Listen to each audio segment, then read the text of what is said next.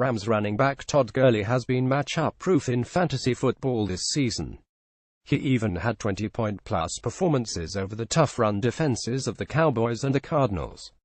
Michael Ains with Associated Press: now that we have seen enough football this season to have a good idea about which defenses represent favorable fantasy matchups for each offensive position, the remaining NFL schedule is worth looking at.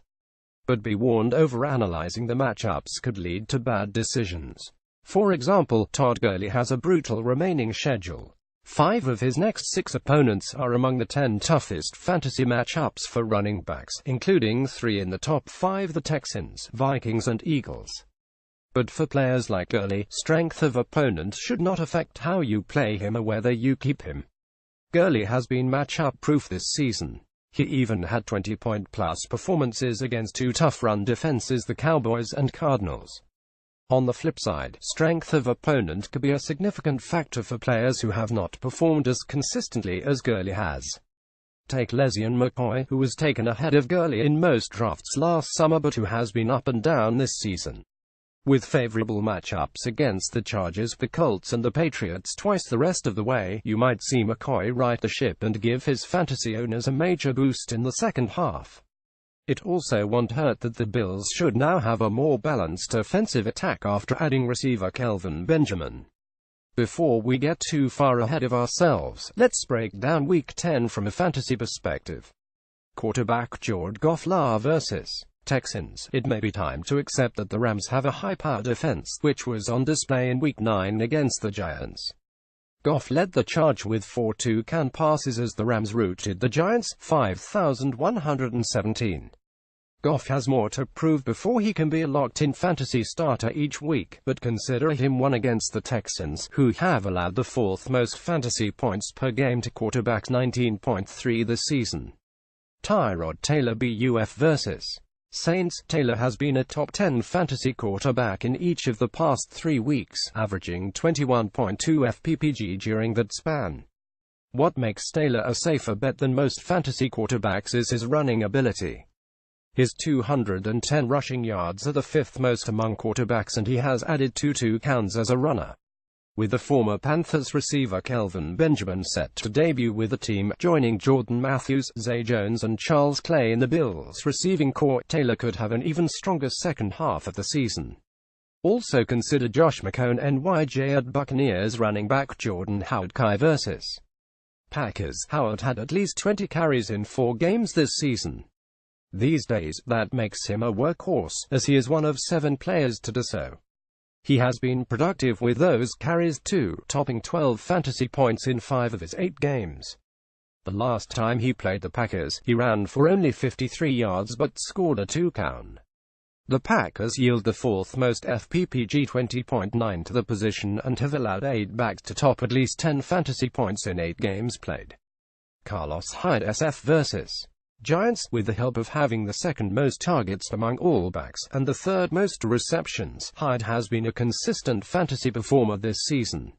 He has 5 games as either a top 15 back or at least a 12-point scorer, and has been held to under 7 fantasy points once. Expect more success against an imploding Giants defense that got mauled by the Rams' Todd Gurley for over 22 fantasy points. Also consider Lamar Miller at Rams wide receiver Robbie Anderson NYJ at Buccaneers. It's time to take Anderson seriously in terms of fantasy production.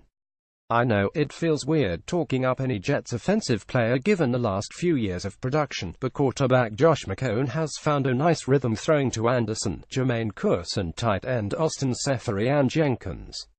Anderson has averaged over 12 fantasy points per game over the last 3 weeks. On the season, he has the 14th most fantasy points among wide receivers. Up next is a matchup with the team that has given up the 3rd most fantasy points to the wide receiver position, 25.3 FPPG. Juju Smith-Schuster pit at Colts. After flashing signs that he could be a productive NFL receiver for most of the first half, he exploded in Week 8 with 193 yards on 7 receptions and a touchdown.